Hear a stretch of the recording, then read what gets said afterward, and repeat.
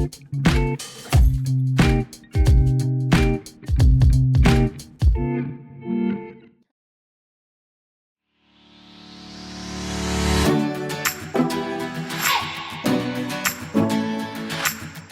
excited too. So I have been with the Shelton.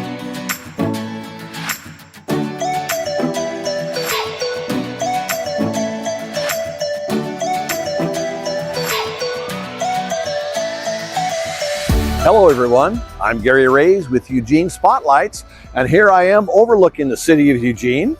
And now I'm going to have the pleasure of going into the Shelton McMurphy Johnson home, of which has been here since 1897, I believe. And it is just a gorgeous, gorgeous home, and I'm anxious to take a tour. So let's go, let's walk on in and meet Leah, who's going to take us on a tour.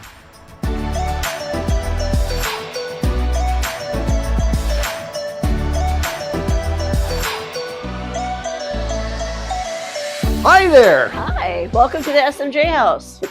Well, I'm as excited as can be to be here.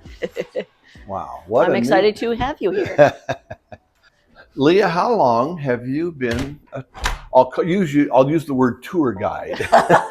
So I have been with the Shelton McMurphy Johnson House since 2014. Oh my goodness.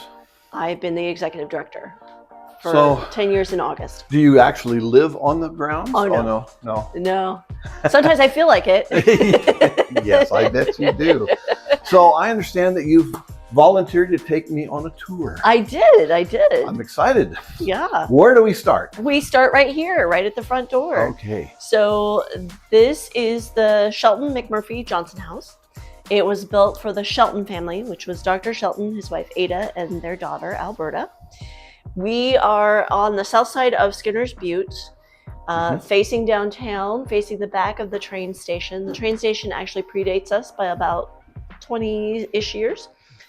Dr. Shelton and his wife Adah were from Monmouth and Recreal area.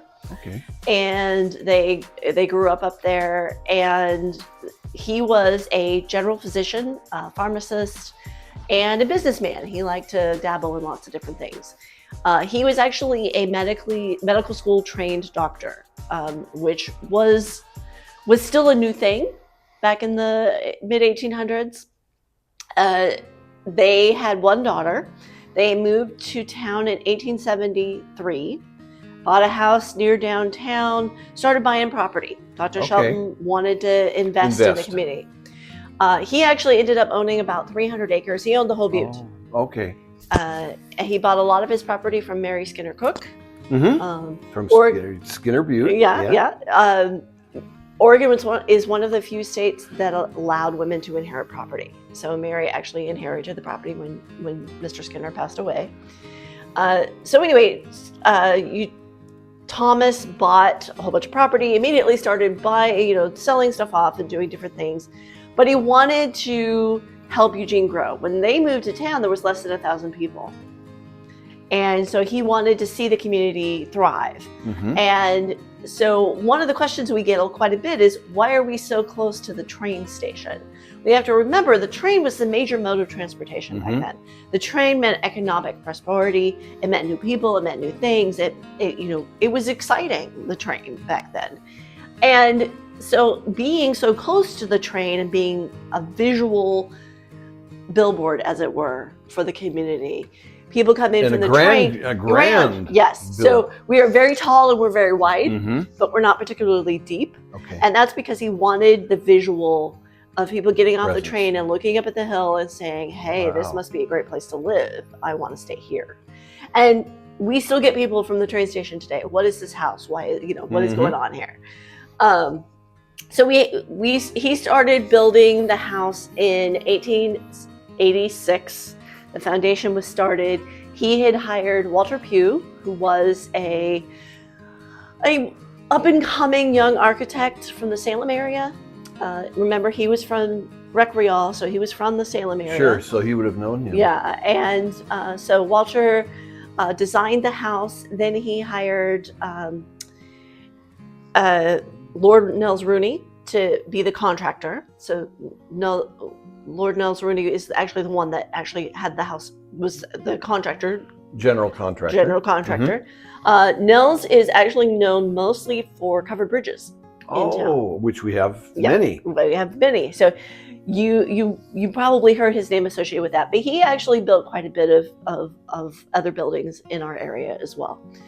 So they were building the house. The house was almost ready to be moved into in 1887, and Rooney's crew fired a gentleman off the crew, wasn't doing a good job, fired him. The guy came back in the middle of the night and burned the house down. Dr. Shelton had house insurance, which was, again, a new industry. Yes. Insurance was only about 50 or so years old. He had a house insurance. And so he was able, that and some real estate wrangling that he did, he was able to have the house rebuilt. So he had the house rebuilt October of 1888. The three of them moved into the house. So we're standing in the foyer. If you were coming in when they were here, you would have seen these big, beautiful pocket doors. Looks like mahogany. That is actually faux painting.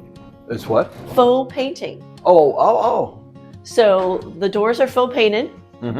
And that was because Victorians were very social conscious, socially, they wanted to show off how much money they had. And being able to show that you could afford to have somebody paint the wood instead of having the wood. And it was a way of not having to import that wood. A lot of the wood is local. A lot of the materials in the house were local materials. So he was buy local before it was a thing. If you were somebody that they wanted to impress, you were the local pastor, the local, city manager, whatever, you would have gone into the parlor, which is over here. So we come into the parlor, you'll notice that the painting on this side of the door is different than the other side of the door. That's because this would have looked a little richer. Oh, I see. On this side, because this was the fancy room. So this would be the formal living room. So the formal sitting room. The family actually also called this the music room because Alberta, the daughter, Alberta Shelton, was a music teacher. She taught at Eugene High School, graduated from the University of Oregon, with a music certificate, one of the first graduates, and taught music for her whole life. All 6 of the McMurphy children learned music, and then the grandchildren also took some music. So, and of course, that only played old music. Right? Yeah. So this is a picture of Alberta and her husband Robert getting married in our bay window right here. Yes. And so one of the things that you'll notice is there's widow's weeds, there's mourning weeds hanging over. Dr. Shelton had passed away a few months before this, and you'll notice Mom's not in the picture. Mom was actually upstairs because could not be seen at a social function during her mourning period. Oh, I see. So interesting times. Yeah. So the thing that you mentioned that is a surprise to me. Is they went to the University of Oregon. And they had the Eugene High School. I'm surprised that there was all of that going on prior to this home being built. Right. Yeah. No, Eugene, of course, was founded. Skinner came to town in 1846, 47. So, it had been around for a little while by the time, Dr. Shelton had come to town and was building the house and we have this. So there's a great picture of Dr. Shelton and Adah up there on the wall. And then, of course, Nels and Walter Pugh, we have pictures of there. This is an homage to them being important to the house being built. Yes. So again, this is our parlor. This leads right into our dining room. Formal dining. Yeah, formal dining room. Of course, Victorian period, everybody would have sat all 3 meals. You would have sat at the table. And, I guess Adah was a real picky, really stingy about, you had to clean your plate, you had to say Okay. please and thank you, you had to Yes. ask permission to get up from the table. Dinner was at 5 o'clock. There was all those things. We have a great painting up here of the house from 1904 by George Warner, one of our great local artists. And you'll notice a building up on top of the hill. Yes. Do you know what that building is? Why, no, I don't. That building was the University of Oregon's observatory. Oh. So in 1888, Dr. Shelton was in a little bit of a money crunch. 87, 88, the house had burned down. He's trying to build it. So he sold an acre of property to the University of Oregon, and they built that observatory up there. They discovered that we don't have a lot of clear nights in Eugene. Really? So, fancy telescope, fancy equipment, And all dressed up and no place to go. Yeah, you're not getting very much. So they cleared it all out. They took all the equipment back to the university. And of course, then we have an empty building sitting up on top of the hill, and empty buildings attract not so great activities. Even back in 1904. And so in 1905, they went to one of their groundskeepers and said, we need this building to go away. It's a problem. We can't deal with it anymore. Mm-hmm. We need this building to go away. And so he, unbeknownst to anybody, filled it with dynamite and blew the dang thing up. Early in the morning, and then some of the fragments engineering students had to come and help finish the job. It took a second dynamite. And then they took some of those pieces and made the first O that was up there. Oh, how about that? Yeah, so that was kind of fun. One thing that I noticed immediately, if you look at the floor, notice that it's fir. It came from her. Look how close the grains are. Yeah. That's because it's all virgin timber. Yes. And like this board here, for example, is probably represents about 25 years of growth. Yeah, it's pretty amazing. The interesting thing is this is the only floor in the house that is diagonal. He wanted to set it off from the rest of the house. Yes. So it is kind of a fun. One of the comments we get a lot is this door. Oh, yes. And people are like, oh, that's a really tall door. Well, it's as tall as all the rest of them. It's just that you can see this door. The rest of them are hidden in the walls. This was the pantry. The butler's pantry was how you entered and exited the kitchen. It is now a closet. It has had a couple of different lives. When the Johnsons owned the house after 1950, they rented a large part of the house to college student staff. Sure. It was a huge, because it was just the two of them. And this was an apartment. So the parlor and the dining room. And so they turned the butler's pantry into a bathroom. Oh, okay. All right. And then there was a little kitchenette through that door. And so this door is kind of fun because it shows how tall it is. But if you look, it's just as tall as the rest of them. I wonder when the Eugene planing mill came into being, and had they done any work with this? The planing mill. The Eugene planing mill. I don't remember when. Somewhere local planed this lumber. Yeah.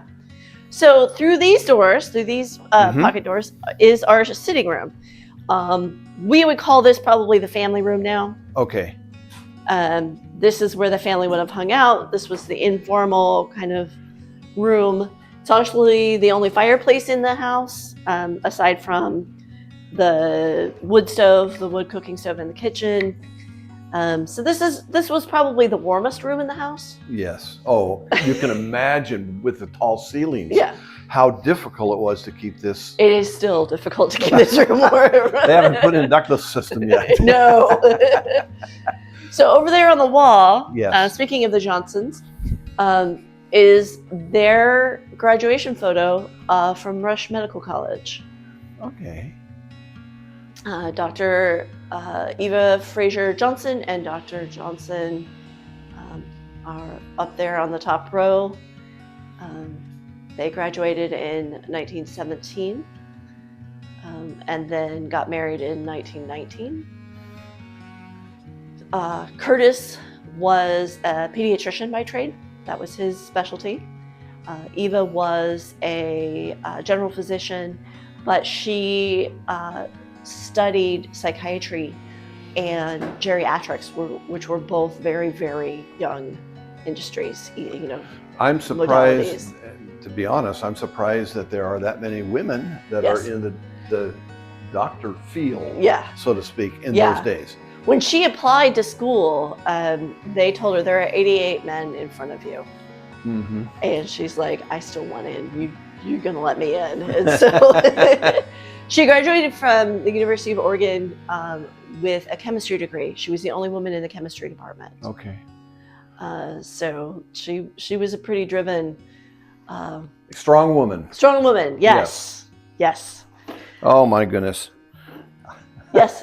Oops. Stereopticon. Yep. People love those. So through here, originally this would have been the master bedroom.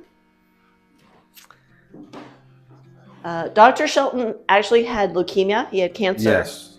And so he actually only got to live in the house for about 5 years. And so he just intentionally designed the house to have a downstairs bedroom. Victorians don't necessarily usually have bedrooms downstairs. Mm-hmm. But he knew he was going to need that and not be able to go up and down the stairs. So this is originally the master bedroom. We call it the gallery now because we mostly use it for display space. Mm-hmm. I see. So we do 3 exhibits a year. Our current exhibit is about historic preservation. And so this room is in particular about historic preservation in Eugene and focusing a lot on the house. So the original floor plans to the house are in that cabinet there. And some other things. This is a great map of Eugene. Alberta's husband, Robert, was actually a real estate agent in Eugene. He was real estate and insurance. And so he would have had this map hanging in his office. So this little room, speaking of Robert's office, this little room here we call Robert's office. Okay. Originally it was a conservatory, so it would have plants in it. Sure. And Robert developed diabetes, and so in 1917 he needed a home office, and so they closed his office down 8th and Willamette. Okay. And made him an office here, had his own door, and so he could just come on through and have his meetings here. And so we have this stage to look like a little home office. I would imagine that keeping the property in good shape with the rains and so on, with the rotting of woods, etc., Mm-hmm. that there's probably been some restoration at some time? So the city 2 years ago, 2022, the city did a major restoration and work on the house. They repainted the whole house. They put a new roof on, new gutters, Mm-hmm. and replaced a lot of rotted wood and bug damage, bird damage, Yes. things like that. And of course, you're saying that the city has done this because the city now Owns has the been house. donated this property. Yes, Dr. Johnson in 1973 figured out that her kids weren't going to want the house. She had watched urban renewal destroy a lot of our downtown, Mm-hmm. and she didn't want that to happen to this place. And so she started looking around. She actually went to Lane County Historical Society, Mm-hmm. and said, if I give you the house, if I entrust it to you, can I live here until I die? And she's facing her 80s at this point. And so they said, sure, that we can work that out. So she went to the library, checked out a book on trusts, wrote her own trust. And the trust said, the house is now owned by the Lane County Historical Society. And with the exception that I get to live here. And Life estate is what we call them. Yeah. Mm-hmm. Yes. So she lived here, that was about 75. She lived here until 1986. Okay. She was 97. And then late 80s, early 90s, we all remember Measure 5. Yes, we do. Measure 5 caused a little bit of a cash crunch. And the county kind of looked around and said, we're not really sure what to do with this thing. And they went to the city and the county did a swap. And now the city owns it. We had a few committees that kind of tried to decide what to do with this place. Mm-hmm. Do we turn it into an office space? Do we turn it into a bed and breakfast? What do we do with it? And so finally they decided the best, community asset it could be is a museum. And so in 1994 we opened as a community museum. And of course they had to do a little bit of restoration work to get it open. Of course, of course. We opened with literally like 3 pieces of furniture in the house. And you could only visit the first floor. Yes. So now we can actually go upstairs.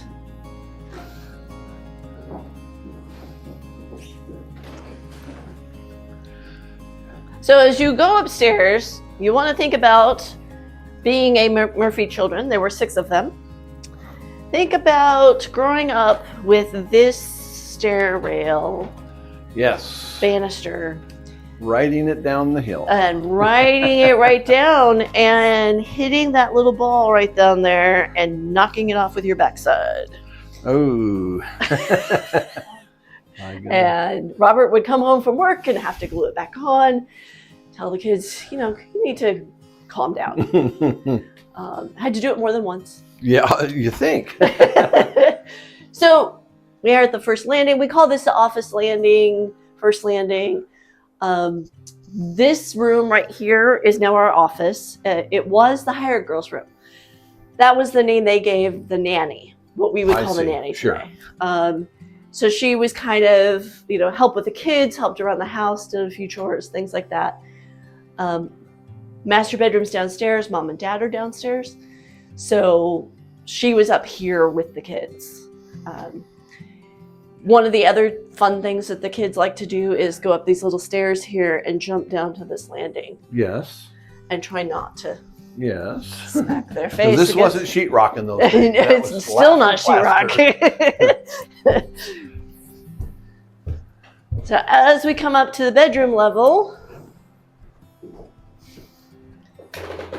we have 3 bedrooms and a big hallway. They're large rooms. They're large rooms. And again, we still have our tall ceilings because we want it to be a big, tall facade. Yes. So we call this room the girls' room. My summer camp kids call this the creepy doll room. Because there's a few dolls. Yes, there are. This is a great picture of the family here. 4 girls, 2 boys. All the great big bows in their hair.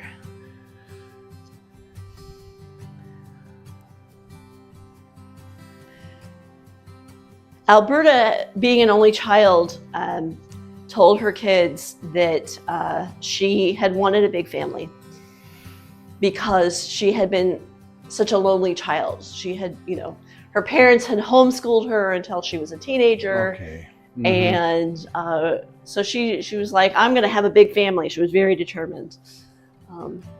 And that's what she did. So across the hall here, we have Grandma's room. So when Robert and Alberta got married, they, Adah was still living here, but Adah decided she didn't want to live with newlyweds. So she went back to Portland and moved up there to be with her siblings. Okay. And because her brothers and sisters were up there. And they left this room for her as a guest room. For when she visited. Yeah, to come down and visit her grandkids. Mm-hmm. There's 6 grandkids. She's going to come visit them. And so this bed and the dresser here are actually the Shelton's bed and dresser. So this would have been down in the master bedroom originally. Okay. It's one of the few pieces of furniture that we have from the families. We have a couple of rocking chairs, and then, of course, Dr. Johnson's desk downstairs. Solid, yeah. Solid bed. It is still very solid. This is often people's favorite bedroom because of the bay window. It is a pretty bright room. Yes, lots of natural lighting. Yeah. We know they kept a sewing machine in this corner. Alberta was kind of one of those moms that really believed that there weren't boys' chores and girls' chores. Everybody Pitched in. equal. Mm-hmm. And so all 6 kids, including George and Robert, learned how to sew. And it actually helped Robert in the end because when he was in World War I, he became his unit's company tailor because he was the only man in his unit that knew how to sew. Oh. And even in those trenches, you got to keep your buttons on. So over here in the corner, we have a cute little sink. This was originally an outside wall. Okay. And so we did not have a bathroom up here. So the kids, when they were growing up, when they were little, they had chamber pots. And so they had to use chamber pots. And when you got done with your chamber pot, you come out and wash your hands instead of going down the stairs in the dark. Sure. Now, when I grew up in Portland, I had a similar scenario where we had no bathroom upstairs, but we did have a window. Yes. Anyway. Yeah. I grew up in the country. We had a back door. Yeah. So, similar situation. So we call this the boys' room. This Again, is very high ceilings, of course. high ceilings. Yep. Which is good for these big tall beds. Mm-hmm. Yep. So this is a fun piece that we just got recently. We keep getting donations. Yes. Even though we've got lots and lots of furniture. This is a commode chair. Oh, sure. So you would put your chamber pot in there. And so instead of squatting over your chamber pot, you would have a place to sit. It's fun to have the kids. We do a lot of school field trips, and it's fun to have the kids come in I bet. and talk about, the different chamber pots. And I had one school group, one set of kids come in, and I asked them what those were, and they all said urns, all 3 Yes. groups. And I was like, how do you even know what that word is? Those great grandmas there. Yeah. So this is kind of a fun, I like to point that one out. It's a different type of chamber pot. You don't actually have to remove the lid. It's kind of fun. So in 1910, Adah passed away. And in 1912, they had the 6 kids, and they added on the sleeping porch in the second floor bathroom. 1912, you're talking about tuberculosis, you're talking about influenza, you're talking about all of those things. That wiped out lots and lots of people. Lots of people. And so the big health thing was sleeping with fresh air. Mm-hmm. And so you see a lot of these homes at the turn of the century with sleeping porches, with these screen porches, summer porches. There's a couple of different names for them. So this is a sleeping porch because the whole family came out here and slept out here.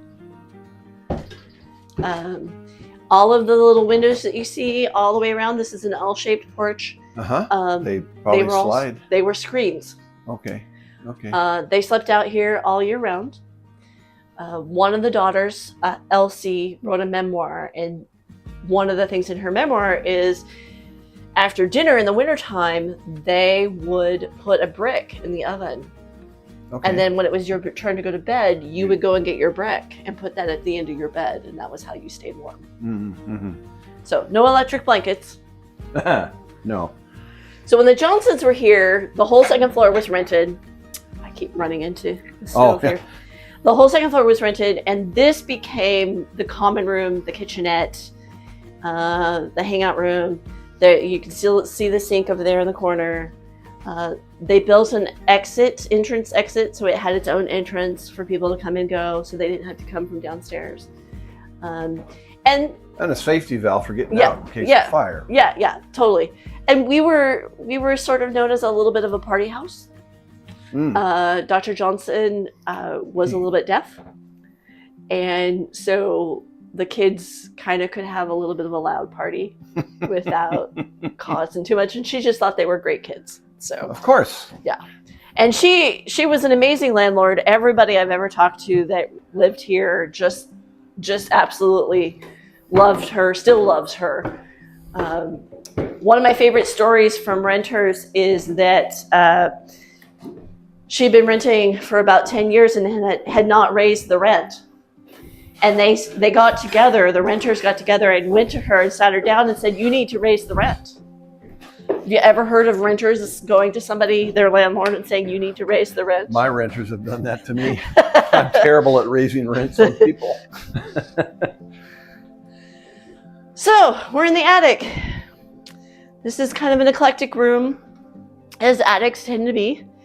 In the middle of the room, we have the great big model. Mr. Hefner had started this. It was kind of his last big project. He actually didn't see it completed. So his friends with the Eugene Miniature Club finished it for him. It took them about 10 years. It is based on the original floor plans of the house. So you can see the conservatory over here. Yes. And the sleeping porch and the second floor bathroom are not on the back. And the kitchen's in the original configuration. A labor of love. It is, definitely. So you can see the butler's pantry, how it was configured. You know, we could have just gone up here and Yes, yeah, totally. And is there a way that the kids would walk up to the roof? So that port right there, yes, is the access to the widow's walk, yes. Okay. I don't. I'm sure the kids made it up there at times. They probably did, yeah. I don't have a lot of stories about that. I do know they spent some time on the balcony when the fireworks were over. Oh, sure. By the fairgrounds, we saw they would go out on the balcony. So we call this space over here the original man cave of Eugene. Yes, indeed. So Dr. Curtis Johnson served during World War I and World War II. He was in the Army Reserves. Okay. During World War II, he was General MacArthur's family's physician.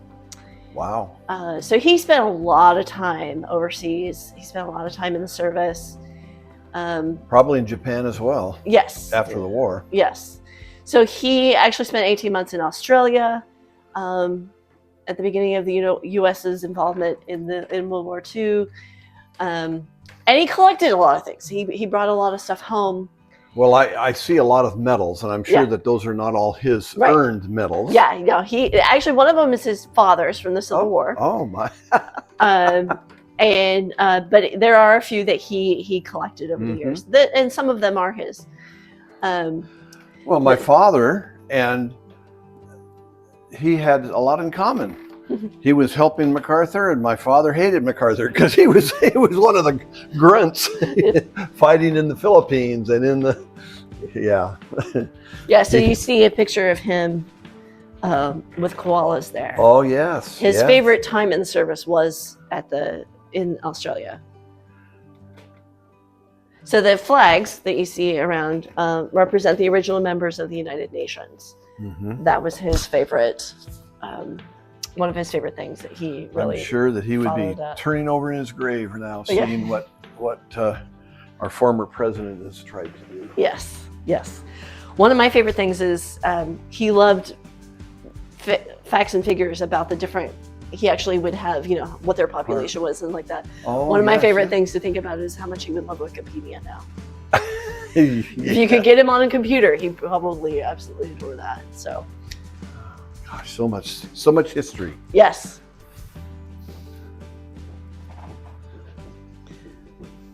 Great view of Eugene. Very nice view of Eugene. And of course, back then, all single pane glass, and we can hear, the windows are not open, but we can hear traffic quite easily because of the single pane. Yep. Yeah, many of the windows, almost all of the window glass is original. And you can't just change them because it's on the historical docket. And so you have to put everything back as it was. Yes. When we were doing the restoration work 2 years ago, it came down to the species of wood that the window panes were made out of. Mm-hmm. You know, it was Sure. just, it was really interesting to go through that whole thing.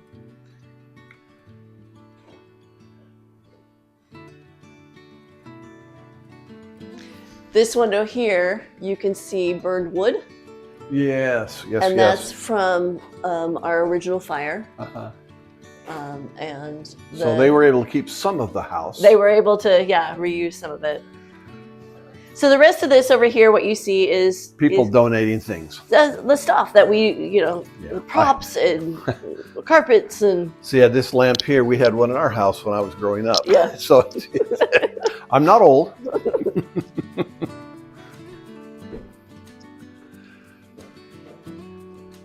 The picture above, is that that is the local CCC. CES? Yep. My dad was part of that. They helped build Timberline Lodge and all the Yeah. campsites around. They planted. Leah, I think, is where they started. They planted the trees on the butte, Okay. so that was a local camp. And so the trees that you see on the south side of the butte. That's good to know. A lot of people don't realize that those trees are not. They were not. It was not a treed hill.